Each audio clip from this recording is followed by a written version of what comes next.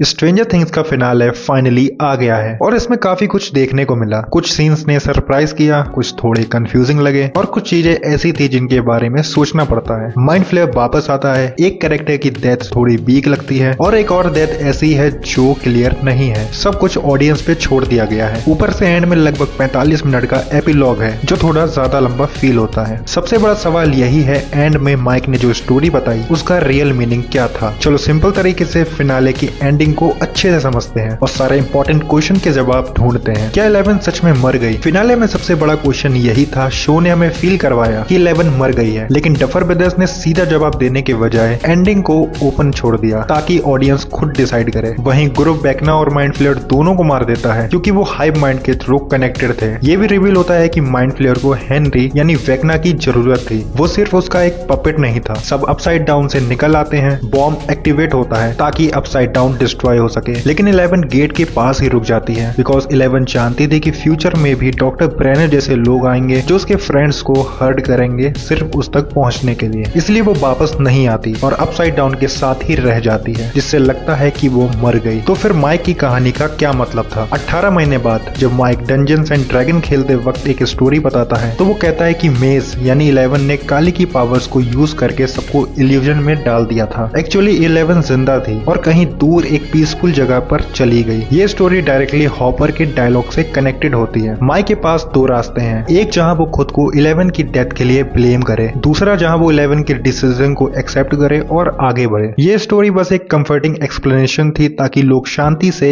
Ending को accept करें, but मुझे लगता है 11 सच में मर गई है बिकॉज काली पहले ही मर चुकी थी और टाइमलाइन के हिसाब से 11 का सर्वाइव करना लॉजिकल नहीं लगता। 11 का पैराडाइज उसके फैमिली एंड फ्रेंड्स थे और वही शो का कोर भी था। वेक्ना एंड माइंड फ्लेयर का कनेक्शन हमें फाइनली पता चलता है कि वेक्ना केव में क्यों नहीं जा पा रहा था। माइंड फ्लेयर उसे रोक रहा था। हेनरी का मानना था कि माइंड फ्लेयर को उसकी जरूरत है, लेकिन मुझे लगता है माइंड फ्लेयर ने उसे मैनिपुलेट किया। केव के अंदर जो लेयर थी वो एक्चुअली माइंड फ्लेयर का डोरमेंट शेल था। जब वो जागता है तो फाइनल बैटल स्टार्ट होती है। 11 और विल के इंटरफेरेंस के चलते वेक्ना माइंड फ्लेयर के कोर के पास ही मारा जाता है और सच बताऊं तो भाई वेक्ना और माइंड फ्लेयर दोनों ही काफी इजीली मारे गए, जो थोड़ा डिसअपॉइंटिंग था। वहीं सीजन 4 के फाइट्स काफी ज्यादा इंटेंस और स्कैरी थे, बट इस फिनाले में थ्रेट वाली फीलिंग ऐसी आई ही नहीं। जॉयस का वेक्ना को मारना इमोशनल था, लेकिन वो पूरे फिनाले में कम थी, इसलिए थोड़ा अनडिजर्विंग भी लगा। एपिलॉग में कैरेक्टर्स का क्या हुआ? हॉपर एंड जॉयस इंगेज हो जाते हैं। विल अपनी आइडेंटिटी को एक्सेप्ट करके नई जगह शिफ्ट हो जाता है। माइक राइटर बन जाता है। डस्टिन पढ़ाई और एडवेंचर दोनों करता है। लूकस और मैक्स सेटल हो जाते हैं। स्टीव बेसबॉल कोच बन जाता है। जोनाथन फिल्म मेकर बन जाता है। रॉबिन रेडियो में काम करती है। नैन्सी न्यूज़पेपर ज्वाइन करती है। सब डिसाइड करते हैं कि हर मंथ मिलना है क्योंकि उनकी फ्रेंडशिप बहुत ज्यादा स्पेशल है। लास्ट सीन में हमें नए बच्चे डंजन्स एंड ड्रैगन खेलते हुए दिखाए जाते हैं। सो गाइस, फिनाले में कुछ मोमेंट्स काफी ज्यादा अच्छे थे, लेकिन काफी चीजें डिसअपॉइंट भी करती हैं। सीजीआई उतनी स्ट्रॉन्ग नहीं थी जितनी एक्सपेक्टेशन थी। वेक्ना और माइंड फ्लेयर उतने ज्यादा स्कैरी और पावरफुल फील नहीं होते हैं। 11 की डेथ को अनक्लियर रखना एक वीक डिसीजन लगता है। स्टीव की फेक डेथ बिल्कुल अननेसेसरी थी। 45 मिनट का एपिलॉग काफी ज्यादा लंबा हो गया था। हाँ, हॉपर 11 के सीन्स काफी ज्यादा इमोशनल थे और माइंड फ्लेयर का रिवील काफी ज्यादा एक्साइटिंग था, लेकिन फिर भी ओवरऑल एग्जीक्यूशन रश फील होता है, चाहे एपिसोड 2 घंटे लंबा ही क्यों ना हो। स्ट्रेंजर थिंग्स का एंड ठीक ठाक था, बट सीजन 4 जो था वो सबसे बेस्ट सीजन था। फिनाले बुरा नहीं था, पर वो एंडिंग नहीं थी जो स्टोरी डिजर्व करती थी। अगर एक पूरा वॉल्यूम माइंड फ्लेयर और वेक्ना वर्सेस 11 एंड विल पर फोकस करता तो इम्पैक्ट और ज्यादा स्ट्रॉन्ग हो सकता था, बट कुछ भी कहो, ये शो हमेशा याद रहेगा। एंडिंग ने शो को खराब बिल्कुल नहीं किया। एंडिंग अच्छी थी,